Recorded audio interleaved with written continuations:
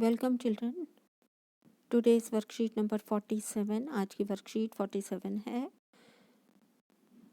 तत्वों का आवर्त वर्गीकरण। आज इस वर्कशीट में हम आधुनिक आवर्त सारणी के बारे में जानेंगे। आधुनिक आवर्त सारणी में तत्वों को उनके बढ़ते परमाणु क्रमांक के आधार पर व्यवस्थित किया गया है। आधुनिक आवर्त सारणी में 18 ऊर्ध्व स्तंभ जिन्हें समूह कहा जाता है और 7 क्षैतिज पंक्तियां हैं जिन्हें आवर्त कहा जाता है। तो बच्चों, आवर्त सारणी जो आधुनिक आवर्त सारणी है उसमें जो ऊर्ध्व स्तंभ हैं अर्थात वर्टिकल कॉलम हैं वो कितने हैं? 1 से 18 तक। और जो क्षैतिज पंक्तियां हैं जिन्हें हम आवर्त कहते हैं ये कितने हैं? आवर्त 7। आइए देखते हैं किसी समूह अथवा आवर्त में तत्वों की स्थिति किस बात पर निर्भर करती है। पहले हम स्तंभ या समूहों के बारे में जानेंगे। यदि हम आधुनिक आवर्त सारणी के समूह 1 के तत्व को लेते हैं और समूह 1 के पहले 3 तत्वों का इलेक्ट्रॉनिक विन्यास लिखते हैं तो वो कैसा आएगा बच्चों? यहाँ पर समूह 1 के पहले 3 तत्व कौन से हैं? हाइड्रोजन, लिथियम और सोडियम। तो हम अगर इनका इलेक्ट्रॉनिक विन्यास लिखते हैं अर्थात इलेक्ट्रॉनों को बांटते हैं तो हाइड्रोजन का ये जो इस प्रकार से लिखा गया है बच्चों, और यहाँ पर एक ये ऊपर जो लिखा है ये क्या लिखा है हमने? परमाणु भार या परमाणु द्रव्यमान। इसी भार को हम क्या कहते हैं? परमाणु द्रव्यमान। और नीचे क्या लिखा है हमने? नीचे हमने लिखा है परमाणु संख्या। तो इसे हम परमाणु संख्या कहते हैं। नीचे जो हम लिखते हैं वो परमाणु संख्या है जबकि ऊपर परमाणु भार। तो इलेक्ट्रॉनों को हम कैसे बांटेंगे? इलेक्ट्रॉनिक विन्यास लिखने के लिए हाइड्रोजन की पहली कोश में 1 इलेक्ट्रॉन है। लिथियम का परमाणु क्रमांक या परमाणु संख्या 3 होती है और परमाणु भार, ये गलत लिख गया है बच्चों, 7 होता है। तो परमाणु भार 7 होता है और परमाणु संख्या 3 होती है। परमाणु इलेक्ट्रॉनिक विन्यास लिखने के लिए आप परमाणु क्रमांक में उपस्थित जो इलेक्ट्रॉन होते हैं उनको बांटेंगे। तो पहली कक्षा में 2 इलेक्ट्रॉन और दूसरी में 1 इलेक्ट्रॉन। सोडियम का परमाणु क्रमांक 11 होता है और परमाणु भार 23 होता है। तो परमाणु क्रमांक जो 11 होता है उतने ही इलेक्ट्रॉन होते हैं और किसी भी तत्व में उतने ही प्रोटॉन होते हैं। तो इलेक्ट्रॉनों को बांटने के लिए हम इलेक्ट्रॉनिक विन्यास के थ्रू बांट कर लिखते हैं 2 8 1। ये सोडियम का इलेक्ट्रॉनिक विन्यास है। प्रश्न नंबर 1, इन तत्वों के इलेक्ट्रॉनिक विन्यास में क्या समानता है? तो बच्चों, इन तीनों के अगर आप इलेक्ट्रॉनिक विन्यास ध्यान से देखेंगे तो इनमें क्या समानता है? इनकी बाहरी कक्षा में 1 इलेक्ट्रॉन है और बाहरी कक्षा में उपस्थित इलेक्ट्रॉन को हम क्या कहते हैं? संयोजकता इलेक्ट्रॉन। तो इनके तीनों तत्वों के पास एक संयोजकता इलेक्ट्रॉन है। आप देखेंगे कि इन सभी तत्वों की संयोजकता इलेक्ट्रॉनों की संख्या समान है। इन तीनों तत्वों में कितनी संयोजकता इलेक्ट्रॉन है? सभी में एक संयोजकता इलेक्ट्रॉन है। एक ही समूह के सभी तत्वों के संयोजकता इलेक्ट्रॉनों की संख्या समान होती है। तो अगर कोई तत्व एक समूह में आते हैं तो उनकी संयोजकता इलेक्ट्रॉनों की संख्या कैसी होगी? समान होगी। तो संयोजकता इलेक्ट्रॉनों की संख्या से हम किसका पता लगा देते हैं? समूह की संख्या का। अगर किसी तत्व की बाहरी कक्षा में 2 इलेक्ट्रॉन है अर्थात उसकी संयोजकता इलेक्ट्रॉनों की संख्या 2 है तो वो समूह संख्या किस में आएगा? किस में रखा जाएगा? आवर्त सारणी में समूह संख्या 2 में। अगर किसी तत्व की संयोजकता इलेक्ट्रॉनों की संख्या 3 है तो समूह की संख्या कितनी होगी? उसकी 3 होगी। किसी समूह में ऊपर से नीचे की ओर जाने पर कोशों की संख्या बढ़ती है। यहाँ पर आपको जो बात ध्यान से ऑब्जर्व करनी है वो है जब आप ऊपर से नीचे किसी समूह में बढ़ते हैं या जाते हैं तो सभी तत्वों की इलेक्ट्रॉनिक संयोजकता इलेक्ट्रॉनों की संख्या बराबर होती है, जबकि ऊपर से नीचे जाने पर कोशों की संख्या बढ़ती जाती है। यहाँ पर Li लिथियम, सोडियम और पोटेशियम का आपको परमाणु संरचना बनाकर दिखाई गई है। लिथियम में कितने कोश हैं? 2, जबकि सोडियम में 3 कोश हैं। इसका इलेक्ट्रॉनिक विन्यास क्या होता है? 2, 1। इसमें आपके 3 कोश हैं, 2, 8 और 1। और इसमें आपके कितने कोश हैं? 4 कोश हैं। पोटेशियम में इसका परमाणु क्रमांक कितना होता है बच्चों? 19। 2, 8, 8, 1।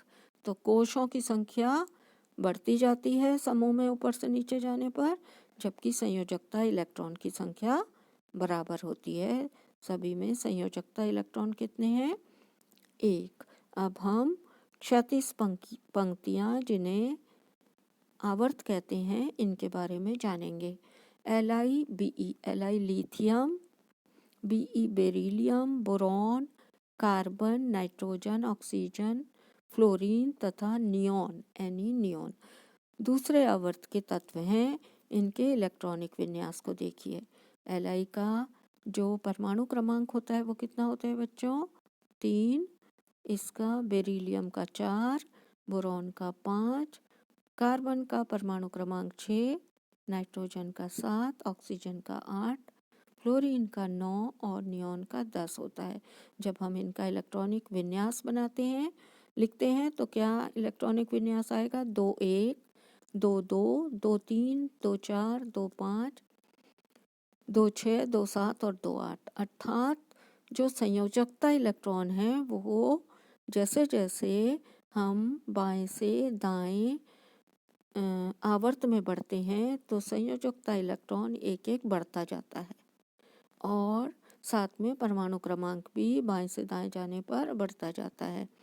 क्या इन सभी तत्वों में भी संयोजकता इलेक्ट्रॉनों की संख्या समान है? क्या इनके कोशों की संख्या समान है? यहाँ पर आप देखिए, इन सभी तत्वों की संयोजकता इलेक्ट्रॉनों की संख्या भिन्न भिन्न है, अर्थात एक एक बढ़ती जा रही है, परंतु इसमें कोशों की संख्या सभी तत्वों में 2 है, अर्थात कोशों की संख्या समान है। तो जब हम किसी आवर्त में बाएं से दाएं जाते हैं तो परमाणु संख्या में इकाई की वृद्धि हो जाती है और संयोजकता इलेक्ट्रॉनों की संख्या में भी इकाई की वृद्धि होती है। संयोजकता इलेक्ट्रॉन एक एक बढ़ते जा रहे हैं और परमाणु क्रमांक भी एक एक बढ़ते जाते हैं जब हम आवर्त में बाएं से दाएं की ओर बढ़ते हैं, परंतु कोशों की संख्या समान रहती है। तो आवर्त में कोशों की संख्या समान रहती है, इसलिए कोशों की संख्या से हम क्या पता लगा लेते हैं? आवर्त की संख्या। अगर तत्व में कोशों की संख्या 2 है तो आवर्त की संख्या कौन सी होगी? उस तत्व को दूसरे आवर्त में रखा जाएगा।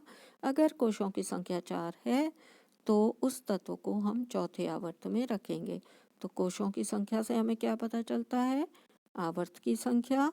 और संयोजकता इलेक्ट्रॉन से हमें क्या पता चलता है? उसके समूह की संख्या। अध्याशित कोशों की समान संख्या वाले विभिन्न तत्वों के परमाणु एक ही आवर्त में स्थित होते हैं। अगर किसी तत्व में कोशों की संख्या समान है तो वो सभी एक ही आवर्त में रखे जाएंगे। Sodium, magnesium, aluminium, silicon, phosphorus, sulphur और क्लोरीन तथा आर्गन आधुनिक आवर्त सारणी के तीसरे आवर्त में स्थित हैं। ऐसा क्यों है बच्चों? ये तीसरे आवर्त में क्यों रखे गए हैं? क्योंकि इनमें कोशों की संख्या कितनी है? सभी में 3। तो अगर आप इनके परमाणु क्रमांक लिखेंगे तो सभी के परमाणु क्रमांक लिखकर देख सकते हैं आप। सोडियम का परमाणु क्रमांक कितना होता है? 11, मैग्नीशियम का 12, एल्युमिनियम का 13, सिलिकॉन 14, फास्फोरस 15, सल्फर 16, क्लोरीन 17 और आर्गन 18। तो ये इनके परमाणु क्रमांक हैं। अगर हम इनका इलेक्ट्रॉनिक विन्यास लिखेंगे तो इलेक्ट्रॉनिक विन्यास लिखने पर आपको पता चलेगा कि इन सभी तत्वों में कोशों की संख्या बराबर है।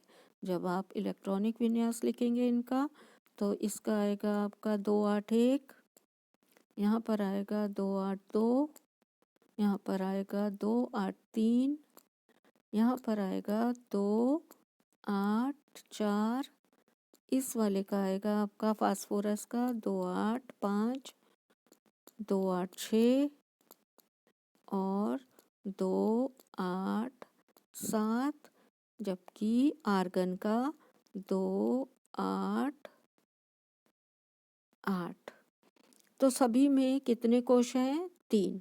सभी में कोशों की संख्या बराबर है, इसीलिए इन्हें किस आवर्त में रखा गया है? इसीलिए इन सभी तत्वों को तीसरे आवर्त में रखा गया है। परमाणु के इलेक्ट्रॉन के, एल और एम कोशों को नाम क्या दिया जाता है बच्चों? पहली कक्षा को हम के नाम से जानते हैं, दूसरी को एल और तीसरी को एम। इन तत्वों के इलेक्ट्रॉनिक विन्यास लिखकर पुष्टि कर सकते हैं आप। ये आपने पुष्टि अभी अभी इलेक्ट्रॉनिक विन्यास लिख के की है। किसी कोश में इलेक्ट्रॉनों की अधिकतम संख्या का सूत्र 2n² होता है। 2n², जहाँ पर n क्या होते हैं? नाभिक से नियत कोश की संख्या। अगर कोश की संख्या 1 है तो n की वैल्यू कितनी रखेंगे हम? 2 × n की वैल्यू 1 और 1 का स्क्वायर, तो ये कितना आ जाएगा? 1 का स्क्वायर 1 और 2 × तो इलेक्ट्रॉनों की संख्या कितनी आ जाएगी आपकी? 2।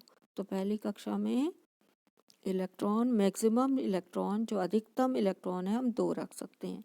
इसी प्रकार n की वैल्यू को आप बढ़ाते हुए कक्षा में उपस्थित इलेक्ट्रॉनों की संख्या निकाल सकते हैं। तो दूसरे में हम कितने इलेक्ट्रॉन रखते हैं? 8। तीसरा, चौथा, पांचवा, छठा और सातवें आवर्त में क्रमशः 8, 18, 18, 32, 32 तत्व रखे जाते हैं या एलिमेंट रखे जाते हैं। अब हम प्रश्नोत्तर को डिस्कस कर लेते हैं। पहला प्रश्न क्या है इसका? फ्लोरीन F और क्लोरीन Cl समूह में समूह 17 से संबंधित हैं। इन दोनों के बाहरी कोश में उपस्थित इलेक्ट्रॉनों की संख्या लिखिए। तो बच्चों, इसमें इलेक्ट्रॉनों की संख्या लिखने के लिए आपको क्या करना पड़ेगा? फ्लोरीन और क्लोरीन का इलेक्ट्रॉनिक विन्यास लिखना होगा।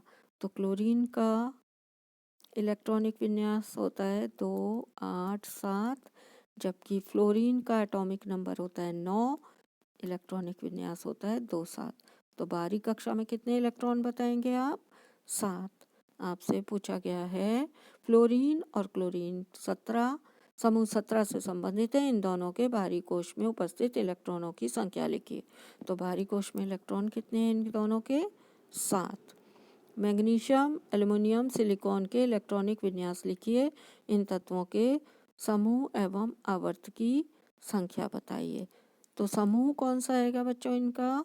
समूह दूसरा, क्योंकि इनके इलेक्ट्रॉनिक विन्यास यहाँ पर मैंने लिखे हैं।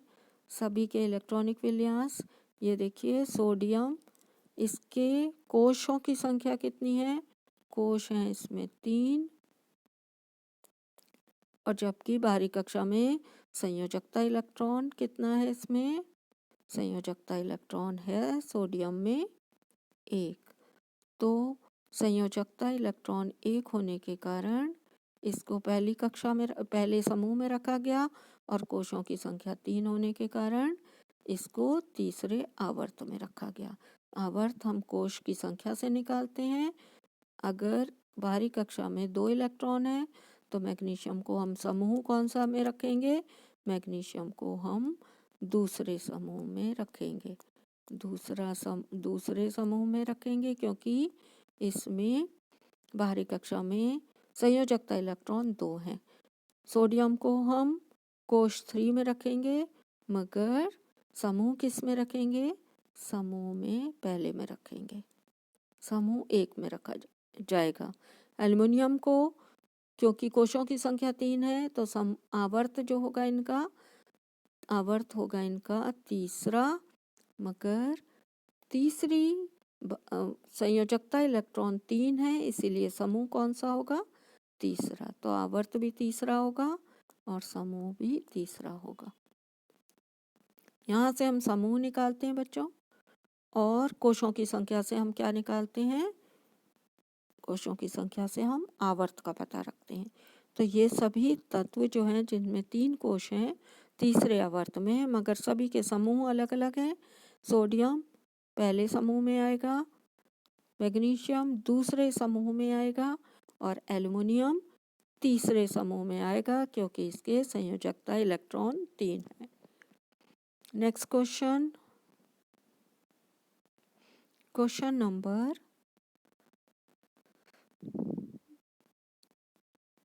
3। यहाँ पर आपको एल्युमिनियम, मैग्नीशियम, एल्युमिनियम और SI के बारे में पूछा गया है। तो SI का जो इलेक्ट्रॉनिक विन्यास है वो भी यहाँ पर लिखा हुआ है बच्चों। SI का इलेक्ट्रॉनिक विन्यास है 2 8 4। तो 3 कोश होने के कारण तीसरे आवर्त में, और चौथा बाहरी कक्षा में 4 संयोजकता इलेक्ट्रॉन 4 होने के कारण इसका समूह कौन सा होगा, समूह होगा इसका 4। बाहरी कक्षा के इलेक्ट्रॉनों से हम समूह निकालते हैं और कोशों की संख्या से हम आवर्त निकालते हैं। क्वेश्चन नंबर 3, समूह 1, पहले 3 तत्वों के इलेक्ट्रॉनिक विन्यास लिखिए। इन तत्वों के इलेक्ट्रॉनिक विन्यास से आप क्या समानता पाएंगे। तो जब हम 3 तत्व, पहले समूह में आने वाले 3 तत्व कौन से हैं बच्चों, Li Na K, Li Na K, या फिर आप हाइड्रोजन को लेंगे तो हाइड्रोजन Li और Na। तो इनके इलेक्ट्रॉनिक विन्यास यहाँ पर लिखे हुए हैं। हाइड्रोजन का 1 2 1 और 2 8 1। इसमें क्या समानता देखते हैं हम इसमें देखते हैं कि तीनों तत्वों के बाहरी कक्षा में इलेक्ट्रॉनों की संख्या समान है। बाहरी कक्षा में उपस्थित इलेक्ट्रॉनों की संख्या को हम क्या कहते हैं, संयोजकता इलेक्ट्रॉन। तो सभी में संयोजकता इलेक्ट्रॉनों की संख्या समान है। क्वेश्चन 4, पहले, दूसरे, तीसरे और चौथे आवर्त में कितने कितने तत्व उपस्थित होते हैं। यहाँ पर बच्चों आपको लिखा हुआ है कि पहले आवर्त में 2 तत्व होते हैं, पहले कोश में 2 अधिकतम इलेक्ट्रॉन होते हैं, दूसरे में 8 और तीसरे चौथे में क्रमशः 8 और 18 इलेक्ट्रॉन होंगे। तो पहले में 2, दूसरे में 8, तीसरे में 8, चौथे में 18। नेक्स्ट क्वेश्चन, आधुनिक आवर्त सारणी एवं मेंडलीव की आवर्त सारणी में तत्वों की व्यवस्था की तुलना कीजिए। बच्चों, जो मुख्य तुलना है इसकी, वो आवर्तों और स्तंभों की संख्या है। मेंडलीव की आवर्त सारणी में जो स्तंभ बनाए गए थे, समूह जिनको कहते हैं, वो 8 समूह थे, जबकि आधुनिक आवर्त सारणी में 18 समूह हैं। मेंडलीव की आवर्त सारणी में 6 क्षैतिज पंक्तियां थी, अर्थात आवर्तों की संख्या 6 थी, जबकि आधुनिक आवर्त सारणी में आवर्तों की संख्या 7 है। आधुनिक आवर्त सारणी में तत्वों को उनके बढ़ते परमाणु क्रमांक के अनुसार व्यवस्थित किया गया है, जबकि मेंडलीव की आवर्त सारणी में तत्वों को उनके बढ़ते परमाणु द्रव्यमान के अनुसार व्यवस्थित किया गया था। Thanks for watching.